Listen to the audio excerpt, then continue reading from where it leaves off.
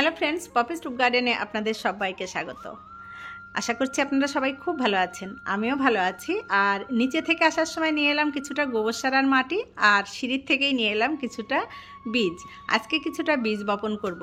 তো তার আগে চলুন একটু এই যে বাগানে কি কোথায় ফুল ফুটেছে সেটা একটু দেখাই। যদিও এখন খুব বেশি ফুল ফোটেনি, এই জায়গায় জায়গায় একটু একটু ফুটেছে। তো একটু একটুতেই বেশ ভালো লাগছে দেখতে। সবুজের মাঝে এরকম বিভিন্ন কালার যদি হয়ে থাকে তাহলে খুব সুন্দর লাগে দেখতে। তাই ভাবলাম আপনাদেরকেও একটু কাছের থেকে দেখিয়ে দিই, কারণ দূরে ক্যামেরা সেট করলে তখন কিন্তু আর এগুলো ভালো দেখা যায় না, মানে দূর থেকে অল্প অল্প দেখা যায়। তাই একটু ঘুরে ঘুরে আপনাদেরকে দেখিয়ে নিই। তারপরে বীজ বপন, মাটি খোঁড়া, এসব কাজ তো লেগেই থাকে, সেগুলো তো করবই। আর কালকে বিকেলে এসেছিলাম গাছে জল দিতে। তো কিছু গাছে জল দেওয়ার পরেই এক দল হনুমান এসছে। তো আমার জল দেওয়া তো তখন মাথায় উঠে গেল, আর বাকি গাছগুলোতে জল দিতে পারলাম না। তো দেখুন, তার ফলে কিছু গাছ কিন্তু একদম নেতিয়ে পড়েছে, যেহেতু জল দেওয়া হয়নি। আর সকাল থেকে আজকে ভীষণই রোদ, তো গাছগুলো কি অবস্থা। তো কালকে যখন হনুমানের দল এসেছিল, ওরা তো আসে যখন একদম দল বেঁধেই আসে, বাচ্চা কাচ্চা পরিবার নিয়েই আসে। তো তাদেরকে যে কি করে তাড়াবো, সেটাই তখন আমার তো ওদের দেখেই পিলে চমকে গেছে।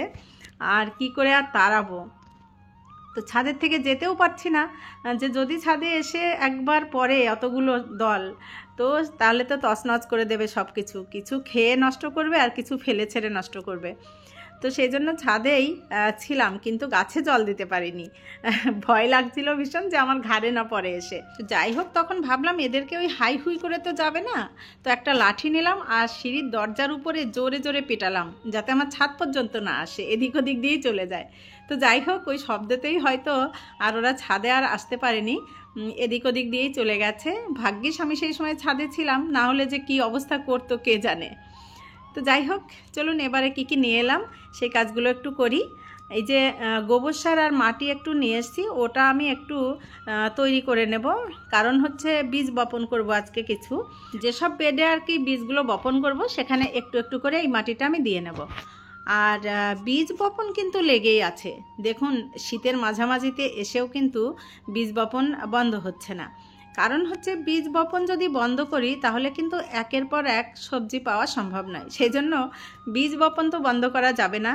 যে সবজিটা এখন আমরা খাচ্ছি হয়ে গেছে, চলছে আর কি, সেই বীজই কিন্তু আবারও বপন করতে হবে, কারণ এটা শেষ হতে হতে যাতে আমি আবার পাই। কারণ আমাদের ছাদে হচ্ছে অল্প জায়গা, তো আমরা কিন্তু ছোট্ট ছোট্ট বেডে অল্প অল্প করেই তৈরি করি। তো সেটা ফুরাতে খুব বেশি সময় লাগে না। সেই জন্যই যে বেডগুলো ফাঁকা হয়ে যাবে সেগুলোতে আবারও বীজ বপন করে দেব, তাহলে সবসময়ই কিছু না কিছু সবজি কিন্তু পাওয়া যাবে। তো চলুন, আজকে বেশ কয়েক রকমের বীজ আবার বপন করে দেব। কিছু বেড আমার ফাঁকা হয়েছে, সেইগুলোতেই আজকে বপন করব। তো মাটিটা প্রথমে একটু তৈরি করে নিই। এই দেখুন, এটা হচ্ছে বীজ। তো এটা হচ্ছে মেথির বীজ, আজকে কিছুটা মেথির বীজ দেব। আর এখানে ছোলা আছে, ছোলাটা কোথায় দেব এখনো ঠিক করিনি। আর এর মধ্যে সেই অনলাইনের বীজ, তো কি বীজ আছে একটু দেখতে হবে, কি দেওয়া যায়, জায়গা বুঝে তো দিতে হবে, দিয়ে দিলেই তো হলো না। আজকে এই যে এটা হচ্ছে সাদা মূলোর বীজ, তো এই সাদা মূলোর বীজটা দেব আজকে।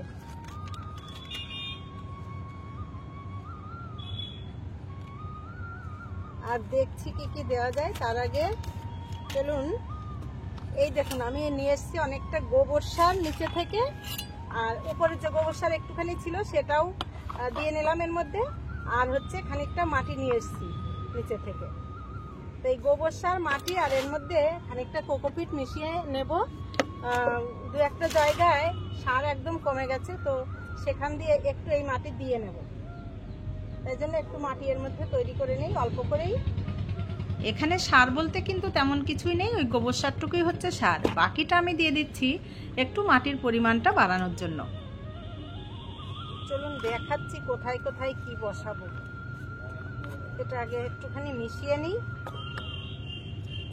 এই দেখুন, মাটিটা আমি খুব সুন্দর করে মিশিয়ে নিয়েছি। আর অনলাইনের যে বীজগুলো তার মধ্যে থেকে নিয়েছি মূলো, শসা, আর এই যে এটা একটুখানি মেথির বীজ, একদম একটুখানি বীজ, এই দেখুন ছোট্ট ছোট্ট দানা। তো এই মেথির বীজটা আমি এই মেথির বীজের সঙ্গে দিয়ে দেব, কারণ আমার এই মেথির বীজটা আগে একবার দিয়েছিলাম, সেটা কিন্তু গজায়নি, তাই ভাবলাম এইটাও এর সঙ্গে দিয়ে দিই, দেখা যাক কি হয়। আর যেহেতু এই বেডটায় আমি বীজ দেবো, তাই এখান থেকে কিছুটা দেখুন ফুলকপির গাছ এখান থেকে আমি সরিয়ে দিয়েছি, পাকচইও একটু সরিয়ে দিয়েছি, আর এই যে ফুলকপির গাছ দুটো এদিকেও রেখেছি। তো চলুন আগে এই বেডটাতেই দিয়ে দিই। আর এই বেডটার মধ্যে আমি দুটো ক্যাপসিকামের চারাও বসিয়েছি, ওই দেখুন ছোট্ট ছোট্ট দুটো চারা, ওই যে পাতা কিসে ভেঙে দিল কে জানি, ওই দেখুন এগুলো হচ্ছে গ্রিন ক্যাপসিকাম। আর এখানে গাজরটা তো ভীষণই ঘন হয়ে গেছে, কিছুটা গাজর আজকে আমি তুলে দেব। তো এই জায়গাটায় আমি দিয়ে দেব মেথি। এই মাটিটা কিন্তু খুব সুন্দর করে তৈরি করাই মাটি, এর মধ্যে আর আমি খুব বেশি মাটি দেব না, ওই একটুখানি গোবর সার মিশিয়েছি, ওই মাটিটা একটুখানি দিয়ে নেব।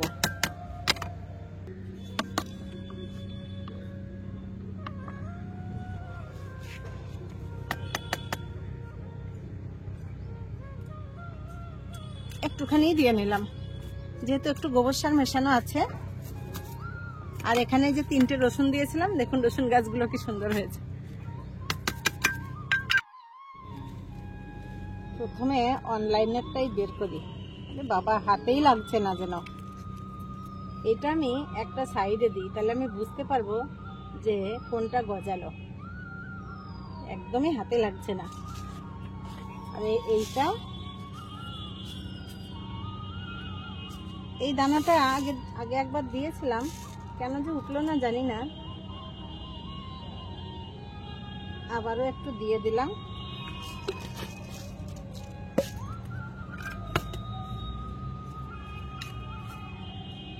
একটু ঢুকিয়ে দিই দানাটা, একটু ভিজিয়ে রেখে দিলে ভালো হতো রাত্রেবেলা, কিন্তু কোন দিন কোনটা যে বপন করব কখন সে তো আর মাথায় থাকে না, এই কাজ করার সময় মনে পড়ে, সেজন্য আর ভেজানো আগের থেকে হয়ে ওঠে না। তো এখানে হয়ে গেল, এবারে চলুন অন্য কোথায় দেওয়া যায় দেখি। এই যে আগের দিন এখান থেকে সব মূলো তুলে নিলাম, তো এই জায়গাটা ফাঁকা আছে, এখানে আবার আমি মূলোর বীজ দিয়ে দেব। এখানেও একটুখানি মাটি দিয়ে নেব। এই দেখুন এখানে মূলোর বেডে আবারও মূলোরই দানা আমি ফেলবো, অল্পই দানা দেব, কারণ হচ্ছে ওই যে বললাম একটা দানা একটা সবজি বারবার রিপিট করাও যেতে পারে। আমার এই দেখুন মূলো এখানে শেষ হয়ে গেছে, আর এক জায়গায় কয়েকটা আছে, তো সে কটা শেষ হতে হতে এখানে আবার কিছুটা উঠে যাবে, তো আবার এখান থেকেও কিছুটা হয়তো পাবো, আশা করা যাচ্ছে শীত থাকতে থাকতেই হয়তো কিছুটা পাবো। কোনো বেড ফাঁকা রাখা যাবে না, কারণ হচ্ছে এই যে বললাম অল্প অল্প সবজি সবসময় পেতে হলে বীজ সমানে ফেলতে হবে। এই বস্তাটার মধ্যে কিন্তু বেশিরভাগটাই বালি দেওয়া আছে, নিচের দিকে বালি দেওয়া আছে, তো অনেকটা বালি ছিল, সেই বালির উপরেই আমি একটু মাটি দিয়ে এই মূলোর শাকটা করেছিলাম, সেই জন্য এই মূলোটা খুব একটা ভালো হয়নি, শাকটা হয়েছে। তো এখন একটু গোবর সার দিয়ে দিলাম, আর মাটিটা ঝুরঝুরেই আছে, যেহেতু বালি সেজন্য ঢিল বাঁধেনি। একটুখানি দানা,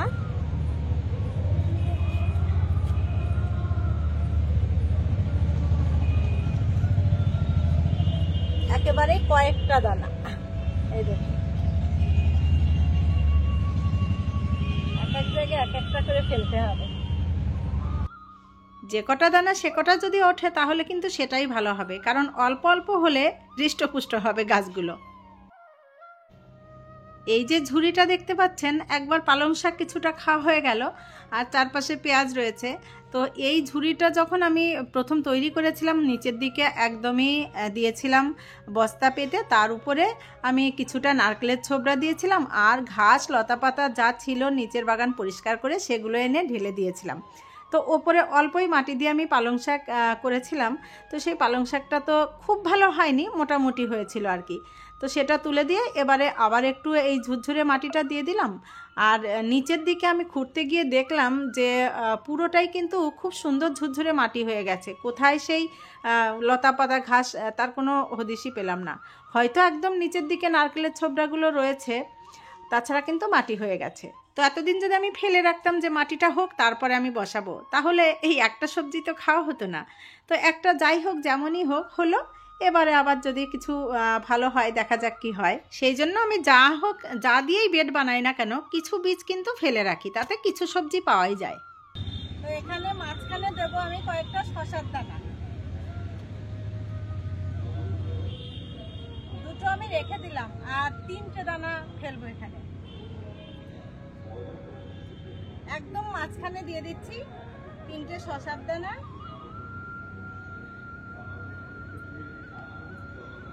আর 4-5 দিয়ে দেব ছোলা।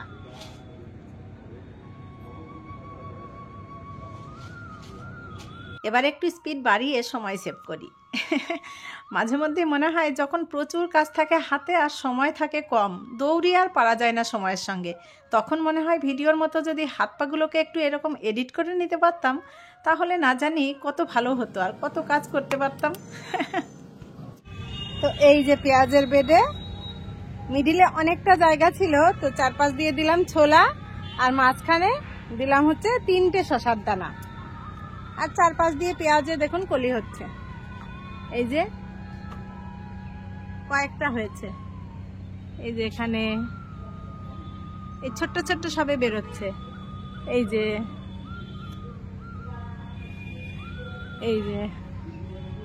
4-5 দিয়ে বেরোচ্ছে। এবারে ওই যে গাজর গাছগুলো এত ঘন হয়েছে, তো এই গাজর গাছ থেকে চলুন কিছুটা গাজর আমি ফাঁকা করে দিই তুলে। ফুলকপির গাছগুলোকে একটু সরিয়ে আবার গাজরের বেডের সামনে একটু জায়গা করে নিই বসার জন্য। এই দেখুন গোড়াগুলো কতটা ঘন হয়েছে। তো এরকম ঘন থাকলে কিন্তু গাজর ভালো নামবে না, সেই কারণে কিছু কিছু গাছ আমি ফাঁকে ফাঁকের থেকে তুলে দেব। তুলতে খুব মায়া লাগছে, দেখুন কি সুন্দর গাছ হয়েছে। তবে তুলে দেখি এখানে ওখানে বসানো যায় কিনা। কোনটা যে তুলবো আর কোনটা তুলবো না তাই বুঝতে পারছি না। এত সুন্দর চারা দেখুন, তো তুলতে ইচ্ছা করে, কিন্তু না তুললেও তো হবে না, প্রচুর ঘন হয়ে গেলে আবার গাজরই হবে না। যে জন্য গাছ বসানো সেটাই যদি একটু না হয়, তো এই চারাগুলো আমি ফেলবো না, যতটা সম্ভব আমি লাগিয়ে দেওয়ার চেষ্টা করব।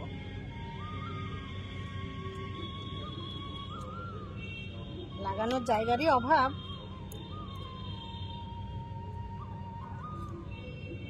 একটা ঘাসও হয়ে গেছে, এত তুলে দিলাম তারপরেও কত ঘন হয়েছে।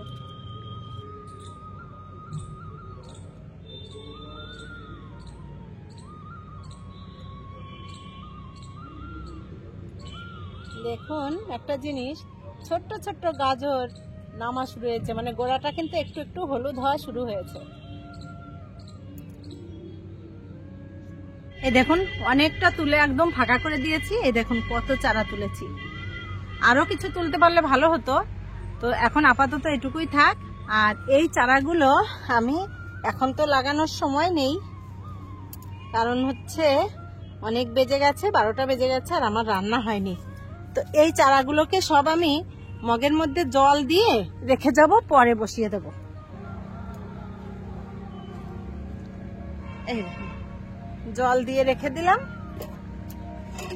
এখানটা আর এখন রোদ পাবে না, এই ট্যাঙ্কির ছায়া আছে, তো এখানে থাক, বিকেলবেলা পারলে বসিয়ে দেবো। যে বীজগুলো বসালাম শুধু সেইগুলোতেই একটু করে এখন জল দিয়ে দেব, আর বাকি গাছগুলোতে এখন আর জল দেব না, ওগুলো বিকেলে দেব। যদিও এখন শীতকাল, রোদের তাপ খুবই কম, মাটি কিন্তু খুব একটা গরম হয় না, এখন একেবারেই হয় না বললেই চলে। তো এখন ইচ্ছা করলে 11টা 12টার দিকে সব গাছেই জল দেওয়া যায়, কিন্তু আমার সময় কম, তাই আমি এখন দেব না, বিকেলবেলা দেব। আমার সময় থাকলে কিন্তু আমি এখনই সব গাছে জল দিয়ে দিতাম। তো কি আর করা যাবে, এখন গিয়ে রান্না করতে হবে, আর ছেলেও স্কুল থেকে চলে আসবে। তো এই যে উল্টোপাল্টা করলাম, এগুলো একটু গুছিয়ে দিয়ে গেলাম, কারণ আবার কখন আসবো তার ঠিক নেই। তো এরকম তো চলতেই থাকে, যখন গাছ লাগাই উল্টোপাল্টা হয়ে যায়, আবার গুছিয়ে রাখি সেগুলো। তো যাই হোক, ভিডিওটা যদি আপনাদের ভালো লাগে লাইক কমেন্ট শেয়ার সাবস্ক্রাইব করে পাশে থাকবেন, আর চ্যানেলের নতুন বন্ধু হলেও চ্যানেলটিকে সাবস্ক্রাইব করে সাথে থাকবেন। আপনারা সবাই খুব ভালো থাকবেন, দেখা হবে পরবর্তী ভিডিওতে। টাটা।